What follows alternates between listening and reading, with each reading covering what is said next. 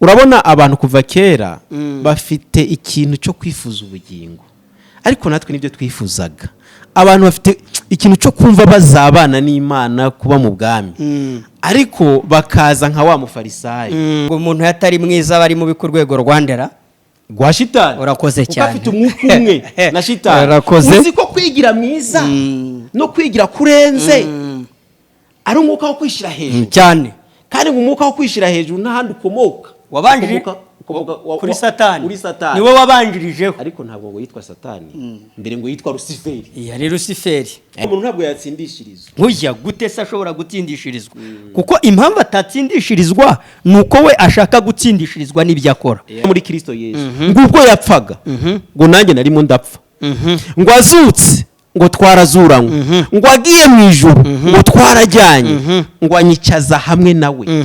Ariko nawe utwumva ubyizeye niko byagiye. Turongeye turabasuhuje abakunzi b'ibiganiro by'ubutumwa bwiza binyura kuri YouTube channel Ijuru Ntirikorerwa TV. Turabakunda cyane, dukunda uburyo ki dukomeza kubona mudukurikira, kandi dukunda rwose uburyo ki dukomeza kugenda tubona muri kumwe natwe. Reka mvuge ngo Imana y'amahoro igikomeza kubaha ibibanezeza muri byose.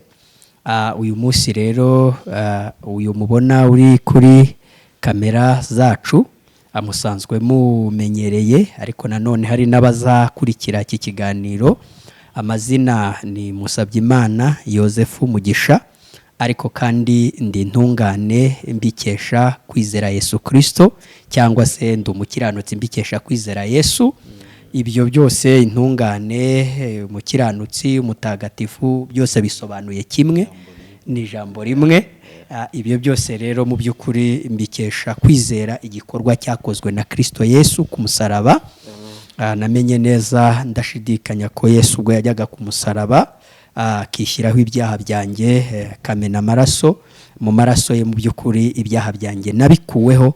Ubu ndi intungane, ndashimira Imana cyane. Ntabwo rero ari jye jyenyine, turi kumwe na mwene data nawe mumenyereye kuri kamera zacu, ariko arabasuhuza anabibwire n'abandi bazakurikirana iki kiganiro aribwo bwa mbere. Ni karibu mwene data. Imana ishimwe, nanjye ndanezerewe. Nongeye kwishimira hano muri studio y'Ijuru Ntirikorerwa. Nari maze igihe ntagera, ariko nyine nari mbari mu ideni. Ariko no munsi naje kugira ngo iryo deni tubashe kurivanamo, kugira ngo ibyo twiyemeje kwamamaza ubutumwa bwiza, tubwirana cyane cyane abataramenya Kristo Yesu kugira ngo nabo bamumenye kandi bamwizere. Yego. No munsi iryo deni nanjye ndagishyura. Amen. Rero abambonye ubwa mbere, amazina ni Muhanuzi Filipo. Niyo mazina ya data na mama hano ku bw'uwo mubiri. Ariko nagiriwe neza n'Imana, nanjye nabonye ubuntu bw'Imana bungeraho, ndanabishimira n'Imana mugisha. Amen, amen, amen. Ikindi shimira Imana nuko nanjye yabonye ko ndi uwo kwizerwa, ngabira umurimo wayo kugira ngo mbashe kujya ndayamamaza. Yego. Rero nshimira Imana ko nanjye nabaye intungane, ariko nta murimo wanjye urimo.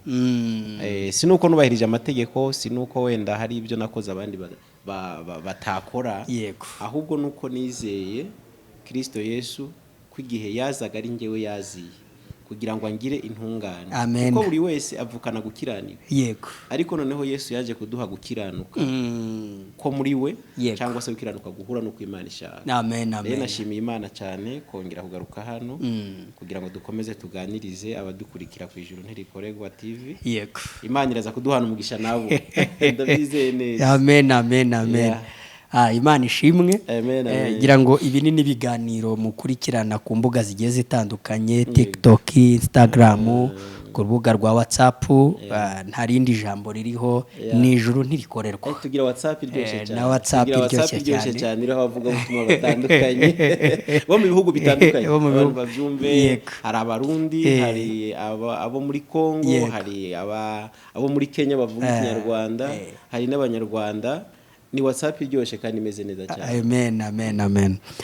Uyu munsi rero turagira ngo tubagezeho ubutumwa Imana yaduhaye kubagezaho, yadutumye kuri uyu munsi kugira ngo tubagezeho icyo yashyize ku mutima wacu kugira ngo tubashe kukibagezaho. Ahari nawe kuri uyu munsi ndetse wowe uzakurikirana iki kiganiro wakumva ijwi ry'Uwiteka mu by'ukuri ntiwinangire umutima nuryumva, wugurure Kristo Yesu yinjire nawe mubane. N'amagambo tugiye gusangira ari hano mu butumwa bwiza bwa Yesu Kristo uko bwanditswe na Luka, ibice byaho 18, turahera ku murongo waho wa 9 dusome mu by'ukuri tugeze nko ku murongo wa 14, dukomeze kugenda dusangira n'abatwumva ijambo ry'ubutumwa bwiza. Amen. Reka dusome. Haravuga ngo umutwe w'amagambo aravuga ngo umugani w'umufarisayo n'umukoresha w'ikoro. Uyu mugani yawuciriye abiyiringiye ubwabo ko bakiranuka bagahinyura abandi bose. Ati abantu babiri bazamutse bajya mu rusengero gusenga, umwe yari umufarisayo undi ari umukoresha w'ikoro. Umufarisayo arahagarara asengera mu mutima we ati, Mana ndagushimiye yuko ntameze nk'abandi b'abanyazi n'abakiranirwa n'abasambanyi cyangwa ndetse n'uyu mukoresha w'ikoro. Mu minsi 7 hose niyiriza ubusa 2, ntanga 1/10 mu byo nungutse byose. Naho uwo mukoresha w'ikoro ahagarara kure, ntiyahangara no kubura amaso ngo arebe mu ijuru, ahubwo yikubita mu gituza ati, Mana mbabarira kuko ndi umunyabyaha. Ndababwira yuko uwo muntu yamanutse ajya iwe ari we utsindishirijwe kuruta wa wundi, kuko wishyira hejuru azacishwa bugufi, ariko uwicisha bugufi azashyirwa hejuru. Imana ihimbazwe. Amen. Ni amagambo meza, ariko ni n'amagambo nyine akomeye, ariko kandi nyine ni n'amagambo y'ubwenge, ariko kandi anasobanura neza byuzuye nanone n'umurimo Kristo Yesu yakoze utandukanye n'umurimo abantu bakora. Yego ntaho byahurira, ntaho bishobora guhurira. Muvandimwe, aya magambo dusomye aravugwamo abantu bagera muri 2. Yego. Ariko ngira ngo ni umugani nyirizina Yesu ubwe yaciye. Ni amagambo yaciriyemwo umugani. Yesu ni amagambo we ubwe yivugiye ku bantu 2, avuga ku mufarisayo, avuga no ku mukoresha w'ikoro. Abantu baze kumva neza mugisha. Yego. Abantu baze kumva neza kuko umukoresha w'ikoro byagaragara ko we atarameze nk'abafarisayo. Niyo usomye n'indi mirongo we nta byinshi yavuze akora, ahubwo umukoresha w'ikoro mu gihe ca Yesu cyangwa se mu gihe cya kera bamufata nk'umunyabyaha. Niko bamufataga nk'umunyabyaha, bamufataga nka ruvumwa, bamufataga nk'umuntu wamaze no gucirwaho iteka, umuntu Imana itanemera, umuntu Imana itazanemera. Niko yafatwaga muri icyo gihe cy'abafarisayo.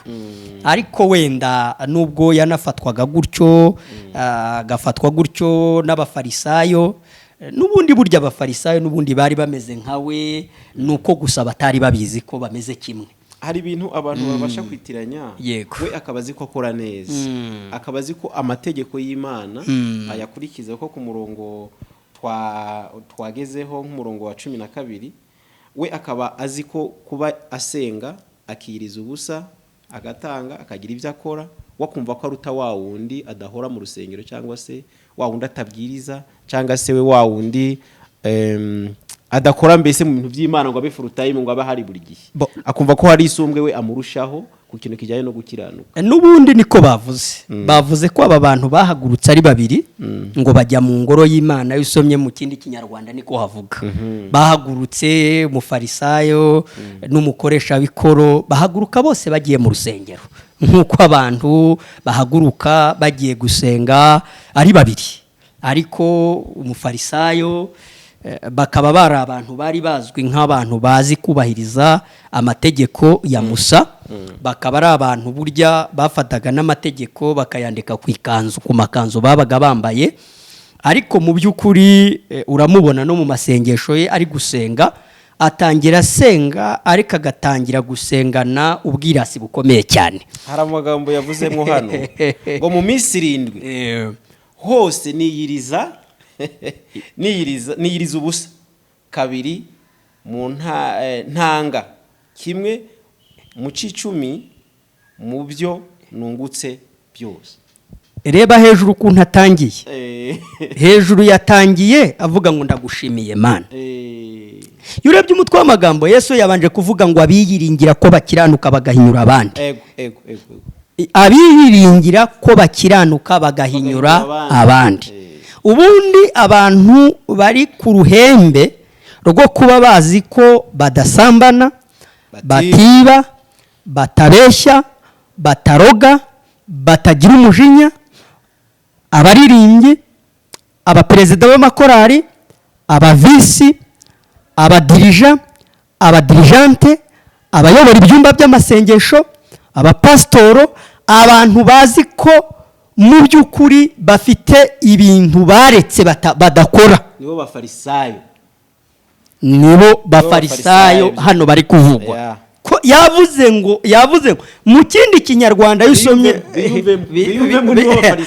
kuko ntabwo turimo turavuga abafarisayo mu gihe cyane, turimo turavuga abafite umwuka wa gifarisayo bakiwukoreramo no kugera ku munsi wa none, kuko ngo bariyiringira. Kuko umuntu uzi kwiyiringira ni ukuba wiringiriye ijuru muri ibyo bikorwa byawe byiza ukora cyangwa udakora, utajya ukora uvuga tuti Mana ntabwo meze nka runaka utarabatijwe, ntabwo meze nka runaka utari umunyamasengesho, ntabwo meze nka runaka utajya ukora ibi n'ibi. Ko niko yatangiye abo. Umuntu ntabwo yatsindishirizwa. Ujya gute se ashobora gutsindishirizwa? Kuko impamvu atatsindishirizwa nuko we ashaka gutsindishirizwa n'ibyo akora. Ubundi se muvande, reka turebe tugendeye kuri ibi byanditswe dusomye. Umuntu utari umusambanyi, umuntu udakiranirwa, umuntu utameze nk'uko yavuze umukoresha w'ikoro, umuntu utari umunywi w'inzoga, umuntu utanga 1/10 ku byo yungutse byose, umuntu usenga 2 mu cyumweru yiyirije. Ubwo ushyize mu mibare, ubundi uyu muntu yari umunyamasengesho karundura, babaga ari abanyamasengesho karundura, kuko ubwo mu kwezi yabaga yiyirijemo iminsi 8.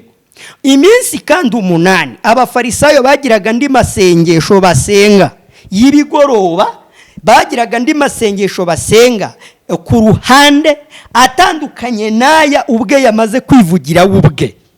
Usanze umuntu ari umunyamasengesho, ugasanga umuntu ntakiranirwa nk'uko uyu yabivuze, ugasanga atanga 1/10 ku byo yungutse, bamuhagaritse imbere yawe, bakamuhagarika imbere yawe mwene data, bakamutondobora, bakamushyira hano, ibintu yivuze muriho murabireba, bakakubwira ati uyu muntu niba ari wowe utanga ijuru, niba ari wowe utanga ijuru ari iryawe, ari wowe uritanga, mu by'ukuri uyu muntu wavuga ko atari kwiye.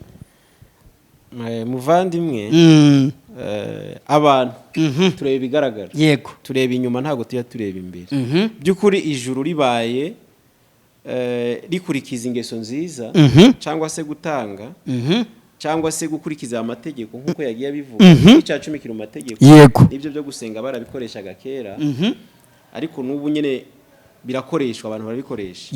Uwo muntu ngiye namuha ijuru, ari uritanga by'ukuri n'umunyangeso nziza, n'umuntu mwiza, abantu bamuvuga neza, n'umufarisayo w'ukuri, ngiye narimuha ku mpamvu z'uko nyene umunyedini mwiza ni ibingibi bakora, ibi nibyo biranga umunyedini mwiza. Ngingo umunyedini atanga 1/10, asenga kangahe mu cyumweru, ntabwo ajya abwira abandi nabi, amategeko ya Mose yizirikaho, ariko icyo cyose ngo intego ibigenderewe ni ukugira ngo aragwe ubwami.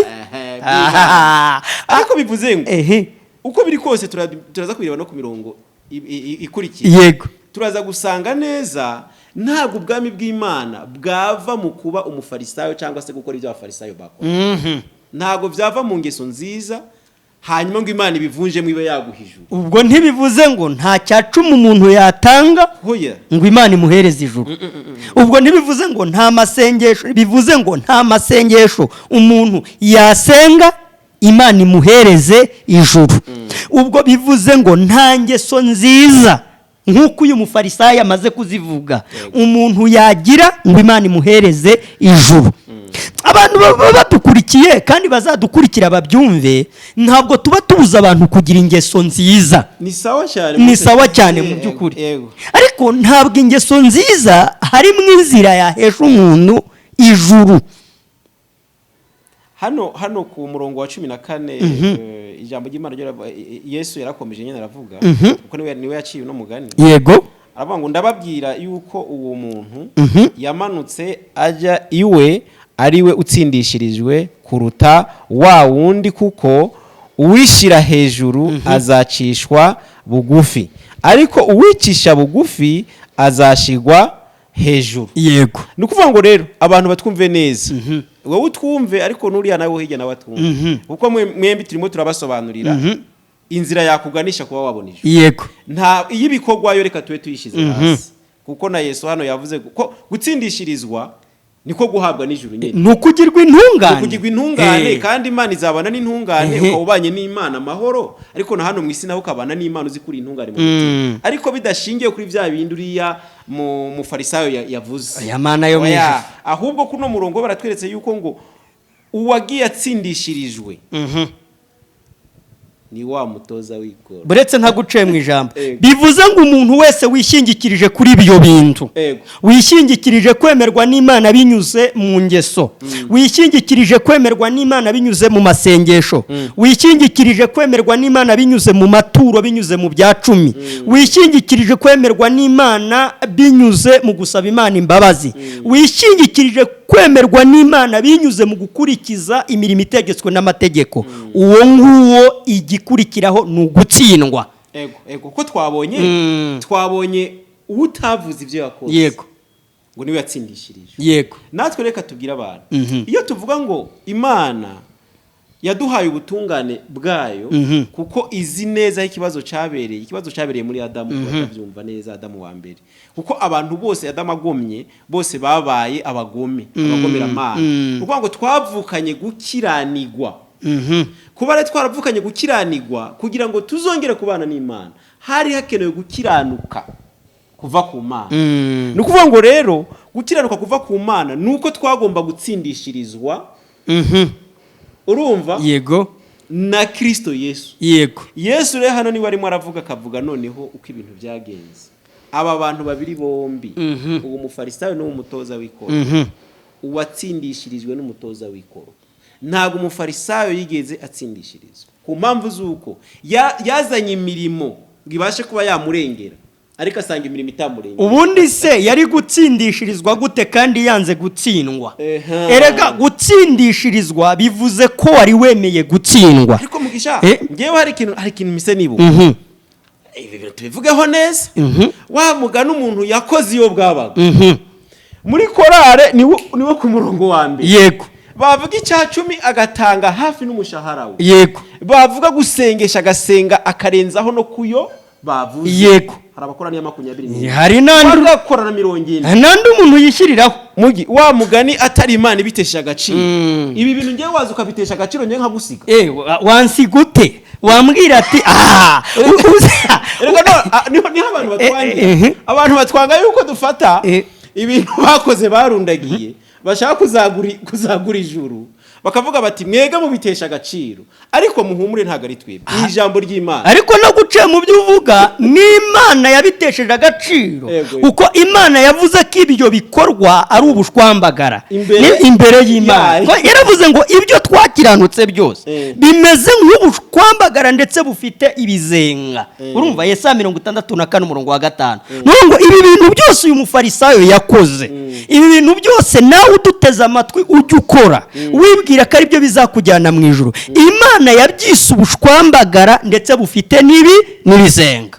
Tukiraho rero suko byukuri bino bikorwa nukuri ni byiza bino bikorwa noza gutanga icacumi pastor akakiguramo amazi cyaka cishuramo inzu ibyo bintu si byiza koko senga koko si byiza ariko kibazo urabikora uruhu ariko nanone ku cyacumi ku mpamvu zuko kimwe mu 10 nacyo iyo abantu bari kugitanga baba bategereje ibihembo biturutse ku Mana baba Mana ikintu bagenderamo ari jambo bagendera muri kandari kwibutsa ngo mungeragereshe icya 10 n'amaturo yazafungura imigisha wenda ikigendanye n'icya 10 twazagisobanuraho ubwo buryo cyatangwaga n'igihe cyatangwagamwo ariko mu by'ukuri nabyo uyu mufarisayo yakoraga nabyo ntabwo byari bibi mu by'ukuri ariko ibi bintu nimwumva ngo kugomera Imana kuko ibi bintu bikwegeza kure y'Imana ibi bintu biguhungisha Imana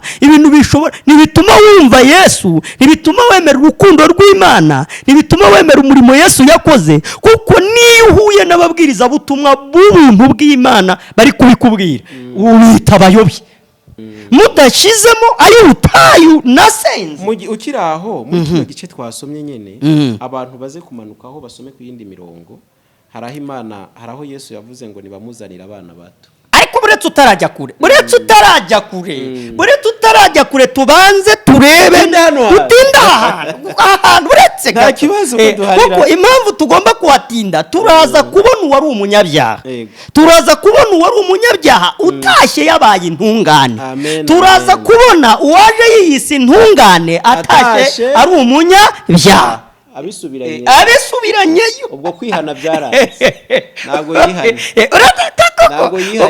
ntago wakwihana uri muri present imirimo nibikunda uko abantu batwumva baduteze amatwi hagaragaye umukoresha w'ikoro uyu mukoresha w'ikoro ari yikomanga mu gatuza ngo mu masengesho we ngo yatinye no kubura amaso ngo arebe mu ijuru arabanza ngo yikomanga mu gatuza aravuga ngo Mana umbabarire ungirire imbabazi kuko ndi umunyabyaha ubundi kugira ngo utsindishirizwe nuko ukwiriye kubanza gutsindwa ko uyu mukoresha w'ikoro nicyo yabanje amenya ngo reka burya nawe tujya mu mirimo ntiyari kuyibura ugira ngo yari kubura ikintu apresenta se nese mu ikoro ryo yakoraga ngo nta kintu yatanga reka nkubwire nawe yafasha nabandi nuko gusatabe baciye umugani baravuga ngo nta murozi wabuze gikarabya nawe ntiyari kubura kanavuga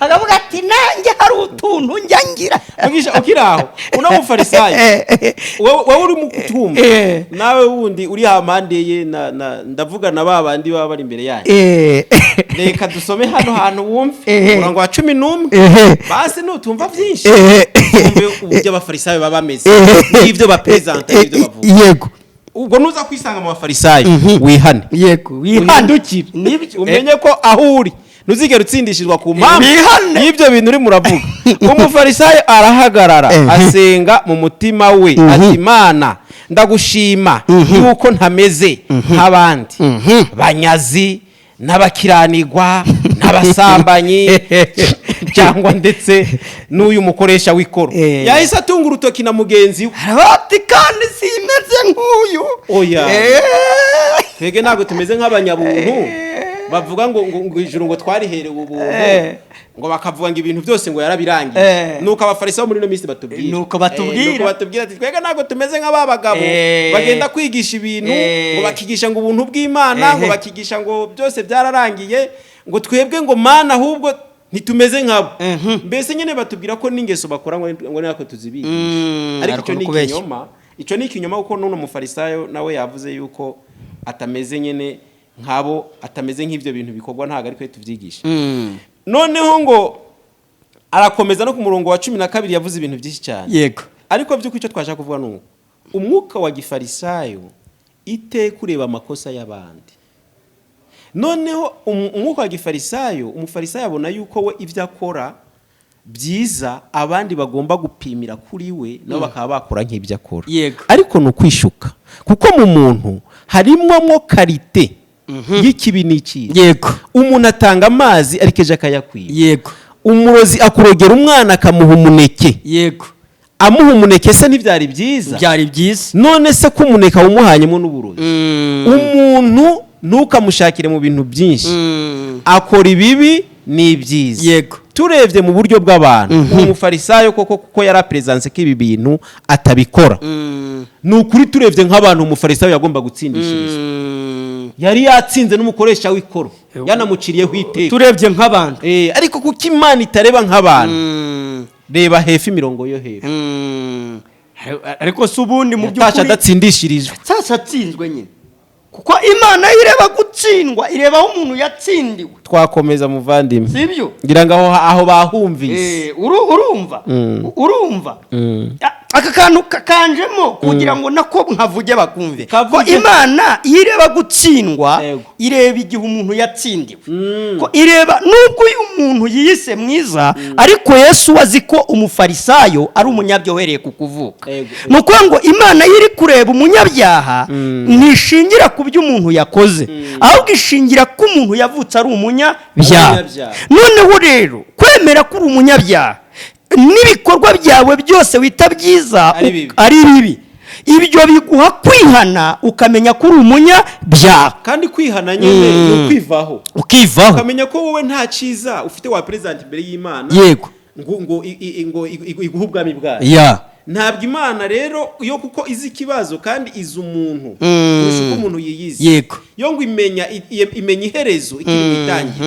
Imana Adamu wakoze icyaha, Imana yise ibona ko abazakomoka kuri Adamu bose bazaza ari babi. yego, kugira ngo umuntu abashe kubyizera, hari icyo Yesu yavuze. yego, yatanzeho urugero tukiri muri iyi mirongo. ngo yari ari mu iteraniro, yego, babuza abana kumwegera.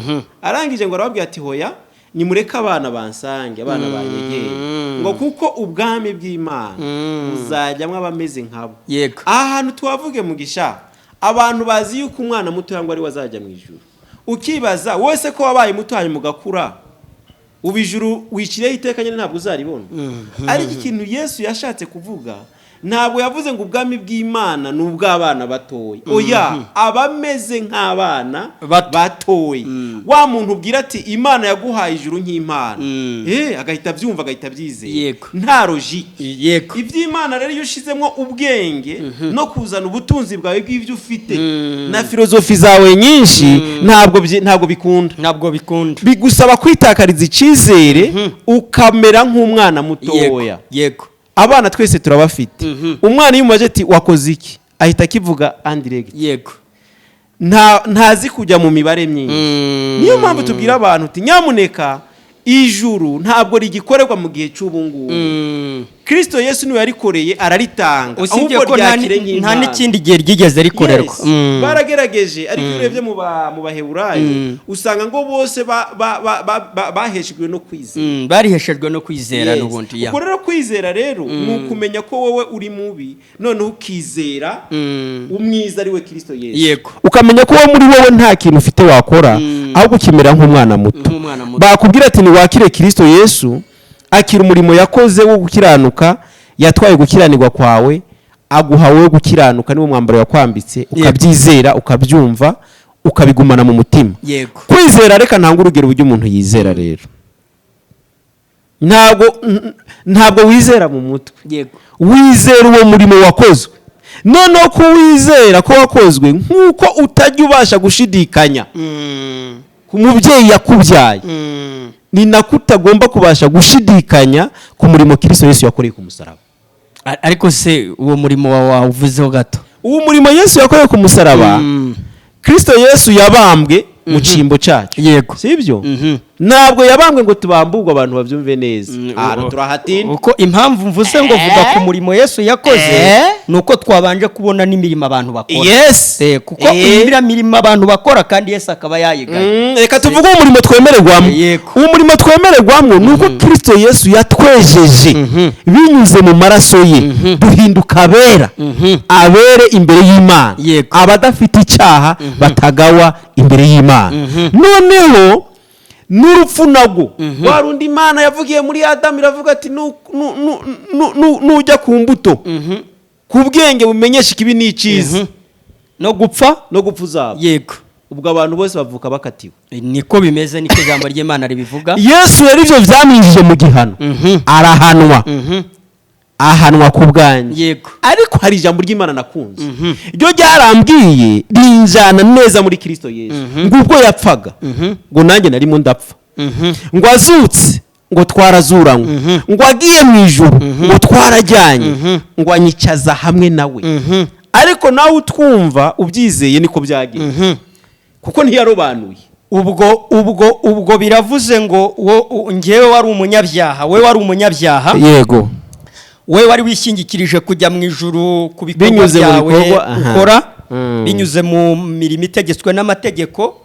Ukwiye kumva neza noneho umurimo Yesu Kristo yakoze, kubera ko twavuze ko ibikorwa byiza by'umuntu bidashobora kumuhesha kujya mu ijuru, hashingiye kuri iyi mpamvu y'uko umuntu yavutse ari umunyabyaha. Bikaba bivuze ngo ibyo umuntu akora byaba byiza cyangwa bibi, byose ni bibiri ko imbere y'Imana. Hanyuma kugira ngo umuntu atsindishirizwe, nuko akwiriye kubarwaho ubutungane bwa Kristo Yesu. Yes. Wemeye kujya ku musaraba, Imana ikamubaraho ibyaha byawe byose uko bingana, uko bikusanyirije muri kamere yawe byose uko bingana n'ingano yabyo, Imana ikabibara kuri Kristo Yesu. Hanyuma Imana imaze kubibara kuri Kristo Yesu, n'igihano cy'ibyaha byabyo Kristo Yesu aragihabwa. Ko Imana yari yavuze ko mu byanditswe byera niko avuga ko ibihembo by'ibyaha ari urupfu, ntabwo ari ugusaba imbabazi, ntabwo ari ugusaba imbabazi, nta n'ibyo gutanga, kugira gusa ngo nanone abantu bumva aka kantu ko ntabwo umukoresha w'ikoro ntabwo yasabye Imana imbabazi ngo Mana mbabarira, hakuriya abapagani babikora, abantu batarasobanukirwa ukuri basika Imana imbabazi z'ibyaha bakoze. Sicyo uyu yarakoze, ahubwo yemeye ko ari umunyabyaha, anumva ko kugirirwa ngo akurweho ibyo byaha bye yabikurwaho n'imbabazi z'Imana zonyine. Hanyuma rero wowe mu by'ukuri nk'uko umuvandimwe yari amaze kubivuga, kugira ngo wemerwe n'Imana nuko ukwiriye kwemera ko igihano cy'ibyaha byawe byose Yesu Kristo yagihanwa. Yamara kugihanwa wowe ukaba utagihanwe, kubera ko wagombaga guhanwa ukarimbuka ukajya mu muriro utazima. Yesu Kristo aza mu cyimbo cy'abantu, yemera kwishyiraho ibyaha byawe byose, arabihanirwa. We rero ubyizeye gutyo ntabwo uzahanwa.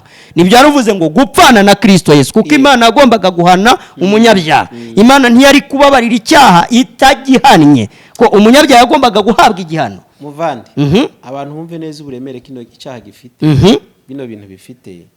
Ntabwo Imana yirengagije icyaha. Oya, yaragihanye. Yahannye icyaha. Yego. Ko yari yavuze ko ibihembo by'icyaha ari urupfu. Kuko ntabwo yisubiramo. Oya. None Kristo Yesu hindaguri. None Kristo Yesu yarahindutse icyaha. Yahindutse icyaha rero yagombaga gupfa. Yagombaga gupfa, agapfa ahawe igihano wowe ubwawe uduteza amatwi. Wowe wagombaga guhanwa, Yesu Kristo hanwa mu cyimbo cyawe. Icyo akoze wahaniwe muri we. Niyo mahirwe twagize. Icyo akora nanone nubwo wahaniwe muri we, twarahiriwe. Yesu niwe wumvishije ububabare. Niwe wahiye. Yarahiye. Turahirwa mu by'ukuri, arababara. Tubabarira muri we, ariko aba ari we wumva ububabare. Niyo mpamvu ijambo ry'Imana rivuga ngo igihano kiduhesha amahoro cyari kuri Yesu Kristo. Aho ni muri Yesaya 53. Yego. Bazarebiriya. Uhera ku murongo wa 4. Muvandimwe reka dukomeze n'imirongo yo hepfo. Aha ngaha twarimo turasoma ko harimo byinshi cyane, kandi abantu bagomba kumva, ariko byose nyene nibitesha agaciro umurimo wa muntu. Yego. Ahubwo kugira ngo umuntu yizere umurimo wa Kristo Yesu wakozwe rimwe ukabura narangiye. Yego. Rero tugira inyota nyinshi, tugira impuhwe nyinshi, tugira n'imbabazi nyinshi zo kugira ngo twarara amajoro n'ayandi, ariko dusobanura bino bintu kugira ngo bigende bisobanuka mu bantu. Yego. Kandi Imana nyene niyo itanga n'amatwi yo kuvyumva, abantu bazakomeza bavyumve.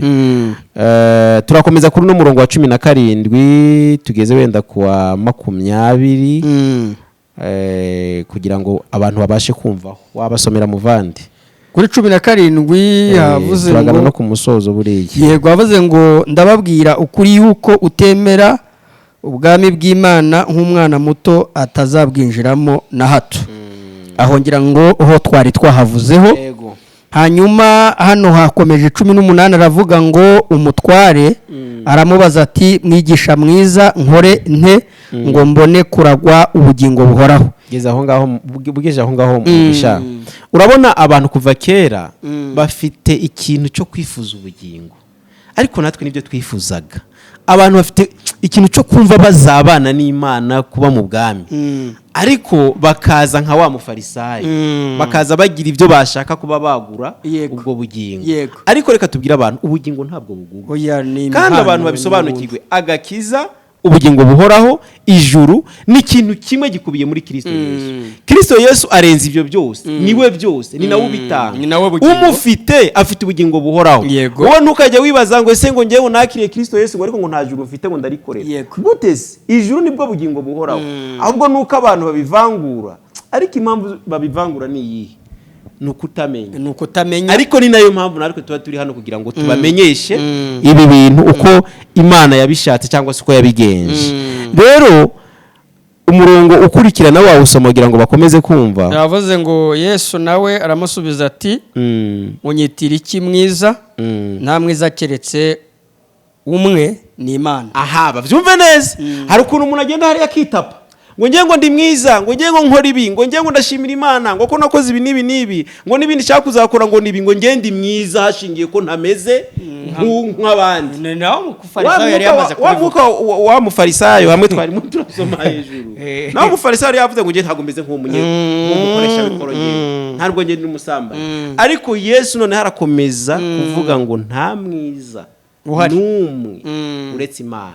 Muri make twari dutegereje Imana ko ari izaduha ubwiza bwayo. Niko bimeze. Abantu batwumve pe, batwumve Yesu yaciye iteka. Ubwo bivuze ngo nta mwiza wigeze kubaho. Niba hora wibaza ngo uri mwiza, tangira bivuge kuri mubi, nibwo uzabasha no kuba wazemera n'ubwiza bw'Imana. Biranakomeye kubera ko umuntu avuga ko ari mwiza akajya navuga ati ubwiza bwanjye mfite bwo mu mirimo uzampesha kubana n'Imana. Njye uririmba muri korali, njye uje CD y'indirimbo. Ariko ubwo umuntu yatari mwiza bari mu bikurwego rwandera gwa shitani. Urakoze cyane. Ufite umwuka umwe na shitani. Uzi ko kwigira mwiza no kwigira kurenze ari umwuka wo kwishira hejuru cyane, kandi umwuka wo kwishira hejuru n'ahandi ukomoka. Wabanjije kuri Satani. Uri Satani niwe wabanjirijeho, ariko ntabwo ngo yitwa Satani, mbere ngo yitwa Luciferi. Yari Luciferi. Uriya shitani bari mwitiye kubitera amajwi cyari mwarindwi yose. Nta muririmbyi n'umwe wabayeho, nta n'uzabaho warusha ntuza Satani kuririmba. Yego. Cyangwa se Luciferi. Dukomeze ku yindi mirongo. Aravuga ngo uza amategeko ngo ntugasambane, ntukice, ntukibe, ntukabeshye, ntukabeshyere abandi, wubahe so na nyoko. Aramubwira ati ayo yose nayitondeye mpereye mu buto bwanjye. Yesu abyumvise aramubwira ati noneho usigaje kimwe, ibyo ufite byose ubigure uhe abakene, nibwo uzagira ubutunzi mu ijuru, uhere ko uze unkurikire. Abyumvise agira agahinda kenshi, yarababaye umutunzi cyane. Yesu aramwitegereza aramubwira ati erega biraruhije ko abatunzi binjira mu bwami bw'Imana. Aha, abatunzi rero twarebye no wa mufarisayo. Ibyo yaratunze nibwo butunzi, ntago ari amafaranga. Aha naka abantu baza bakayibaka abantu mukijundika abandi ngo abatunzi ngo sabana ngo abakire ngo ntibazajya mu ijuru, ngo abakene ntibazajya mu ijuru. Reka ibi navyo tubiguheho umuco. Abakire Imana ivuga nabafite ibyo batunze ngo bashaka kuyihereza ngo ibahe ijuru ryayo. Abantu bazi ko bakungahaye mu bigendanye n'imirimo itegetswe n'amategeko. Ariko n'ijuru naryo reka turivugira. Hari ikintu nibutse. Imana yaravuze ngo ijuru ni intebe yanjye, isi nayo ni intebe y'ibirenge byanjye. Naho ni intebe y'ibirenge byanjye. Isaya 66. None umuntu akaza agapresenta imbere y'Imana ati je ntabwo nshiba, sinkibeshe, singisambana, singitukana, kandi si Imana wasambaniye, si nayo wivye. Ako kantu gatoya ukumva ngo wabwira Imana ngo igigwayo nicare kuri ino ntebe. ni ikibazo gikomeye, n'icyaha gikomeye cyane, ni agasuzuguro, ni ukwishira hejuru. Kandi ntibyakunda ko wishyira hejuru ku muremyi wawe. Ntabwo bikunda, ntabwo byashoboka. Nayo mpamvu rero ijuru dukomeza kubibwira abantu ko ridakorerwa, kuko twarisakasatse, twarasatse n'abantu bagenzi bacu, twarebye no mu byanditswe dusanga ijuru ribaye rikorerwa ryaba riciriritse, ribaye riva mu byo abantu bakora batanga mu kwimunyamunya kugira gutya, ryaba riciriritse, ntacyo ryaba rinamaze. Erega impamvu nta kiguzi umuntu yari kubona ni uko ijuru arihenze. Ijuru ni ikintu gikomeye, ni ikintu umuntu atari kubona binyuze mu gukora kwiwe, ahubwo byasabye mu kiguzi cyaturutse ku Mana gusa, yemeye gutanga kugira ngo igihe abantu nimara iribahe nyine iribahereye ubuntu binyuze mu cyo yakoze gusa cyonyine. Amen. Hari ikindi kintu mbonyemo hano. Uzi ko gukurikira Yesu cyangwa se kujya mu bwami bw'Imana bidasaba ko hari n'ikintu na kimwe uzana. Uwo musore yabibajije Yesu, Yesu yaramuhaye igisubizo, aramubwira ati rero amategeko warayubahirije. Umusore ati rwose nabibahirije kuva nkiri mutoya. Ati okay, usigaje rimwe gusa rero, fata ibyo wari utunze byose ubihe abakene, nurangiza kubiha abakene unkurikire. Muri make tanga ibyawe byose unkurikire, nta kintu ufite uzanye kudepoza. Reka mvuge ngo binanira abantu gutekereza ko ibyo wakoze byose uhereye mu buto bwawe byose biteshejwe agaciro, kubera ko kuza kuri Yesu no kwemera umurimo w'ubuntu yakoze nta kintu cy'umuntu na kimwe cyongerwaho. Mugireka tubibutse, hari ijambo yavuze Yesu ubwe ngo ni ngenzira n'ukuri n'ubugingo, nta ujya kwa data ntamujyanye. Muri make yasanze batanga, n'uriya mufarisayo yabivuze, yasanze n'amategeko bavuga ko bayubahiriza, uwo musore nawe yabivuze. Ariko ikintu kijyana abantu mu ijuru mu bwo bwami mumaranira muririmba ni inzira imwe gusa, ni Kristo Yesu. Kandi nawe yavuze ngo mujyana nawe akujyana nta mizigo, ujya ntayo. Reka tuvuge gutya tunahuranyije ko wenda twitegura no kugera ku musozo mu mwanya, kubera ko nanone Yesu we yarazi ko uyu mutunzi yayishwereye mu buto bwe, ko ibyo yamubwiye gukora yaramubwiye kugurisha ibyo atunze kaza agahereza abakene, biramunanira. Nyamara kandi nubwo byamunaniye, mu mategeko yavuze ko yubahirije, arimo itegeko rivuga ngo ukunde mugenzi wawe nk'uko wikunda, kandi byanditswe byera bivuga ko kwica rimwe muri ayo yose uba wamaze kuyica. Yesu wamubwira gutya yarazi ko amategeko yayishe uhereye ku kuvuka, kubera ko umuntu avuka ari uwa kamere, kandi umuntu wa kamere ni umwanzi w'Imana, kubera ko adashobora kumvira amategeko y'Imana ndetse ntazanayubahiriza. Ibyo rero mu by'ukuri tuvuze twihuse, byagaragaye ko uyu musore nta hatandukaniye n'uriya mufarisayo, bose ni bamwe, ariko byose bigaragaje ko ibyo bintu nta hantu na hato bishobora kugeza umuntu mu ijuru. Imana yabigaye uhereye kera kose nk'uko Yesu yabigaye. Hano rero ari naho wenda tunasoreza muvandimwe, ku murongo wa 26 havuze ngo babyumvise bati ubwo bimeze bityo ninde ushobora gukizwa? Arabasubiza ati ibidashobokera abantu bishobokera Imana. Aho ni naho ngira ngo mu by'ukuri tuze gukonkirira. Abari bari kumwe nawe, abigishwa bari bari kumwe nawe, abumvishije ayo magambo, kuko yaramaze kuvuga ngo biragoye ko umutunzi yakwinjira mu bwami bw'Imana. Icyoroshye nuko ingamiya yakwinjira mu izuru ry'urushinge, ni ibidashoboka ubundi ibyo ngibyo. Ariko abantu njyanganira n'abantu bakambira ngo ingamiya ngo ni igisimba kiruta n'inka. Reba izuru ry'urushinge nyene ni ibidashoboka. Ibyo ni ibidashoboka nyine ko umuntu yajya mu ijuru binyuze mu bikorwa bye. Baramubaza ngo none hakizwa nde? Twibutsa abantu iyo Bibiliya ivuga gukizwa, ivuga aho gukizwa ari ukubabarirwa iki? Ibyaha. Ntabwo gukizwa ari ukureka bimwe ndetse n'ibindi nk'uko abantu babizi. Gukizwa ni imbabazi twagiriwe binyuze mu kumeneka kw'amaraso ya Kristo Yesu. Yesu yahise yahuranya abasubiza vuba byihuse cyane. Yababwiye ngo ibyo bintu ntibishobokera abantu. ariko ibidashobokera abantu ku Mana birashoboka. Reka tuvuge gutya ngo kujya mu ijuru ntibishobokera umwana w'umuntu, ntibishoboka ko bijyanyura mu bintu umuntu akora, ariko ibidashobokera abantu ku Mana byarashobotse. Nicyo kintu Imana yoroheje kujya mu ijuru. Imana yarabyoroheje. Igikomeye mbona kurya ubugari biroroha cyane, ko umuntu akata akoza mu isosi ahitamira, nibyo bikomeye kujya mu ijuru. Imana yarabyoroheje kuko niyo bishobokera yonyine, kandi murabizi ko ibintu byose bishobokera Imana bivuze ngo biba byoroshye. Byayishobokeye gute rero? Wowe uvuga ko bigoranye, wowe ujya unitwaza amagambo amwe n'amwe avuga ngo ubwami bw'Imana buratwaranirwa, ngo intwarane zibugishamwo imbaraga, uhereye mu gihe cya Yohana Umubatiza. Ayo magambo amwe n'amwe abantu bavuga batanasobanukiwe, ariko reka tuvuge ngo Yesu niwe watwaranye.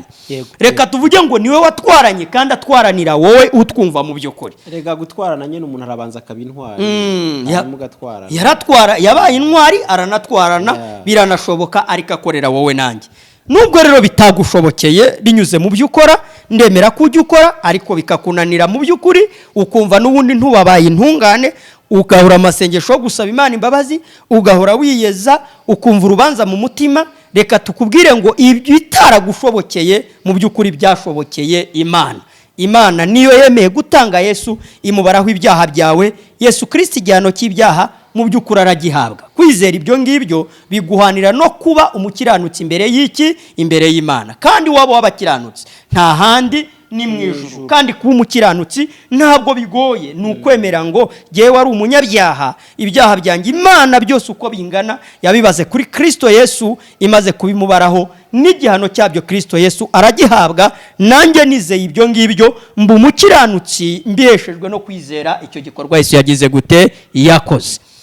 Muvandimwe, ndumva mu by'ukuri twasoza. Ego hari amagambo hano mu Baroma igice cya 4 nashaka dusome kugira ngo dusoze. Ni igice cya 4 umurongo wa 24 n'uwa 25. Yego. Ngo ahubwo ngo no ku bwacu abazabeshwaho nuko kwizera iyazuye umwami wacu. Yego. Ngo watangiwe ibicumuro byacu, akazurirwa kugira ngo dutsindishirizwe. Iyindi Bibiliya iravuga ngo kugira ngo yashyikirijwe abamwica, azira ibyaha byacu kugira ngo twe tugirwe, azurirwa kugira ngo tugirwe intungane. Ngizi inyungu ziva mu kwizera Kristo Yesu. Yego. Yesu yarazutse, ariko iyo tuvyizeye natwe duhinduka kuba intungane imbere y'Imana.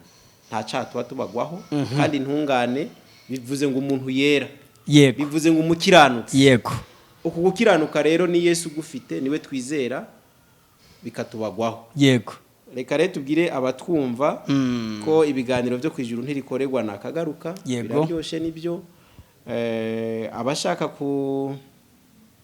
gukomeza gukurikirana ikiganiro bajya bakanda subscribe kugira ngo bakomeze no kucyumva, no kukireba, no kugisharinga abandi nabo bashaka ko bakomeza kumva buno butumwa bwiza, ariko noneho mu kubaza ibibazo no gusubiza baraza kuri WhatsApp. Reka tubahe ni nimero zacu baza duhamagaraho. Iyanjye ni 078 39 26 335. Nivyo hari n'abashaka guhamagara wa mugani. Nangize inimero yanjye ni 07 88 632 456 iri no kuri WhatsApp. Wananyandikira tugakomeza kugira ngo dufashanye, kugira ngo ube hano mu isi ariko wizeye ko ufite ibyiringiro bifite ijuru. Amen. Bye bye, murakoze cyane.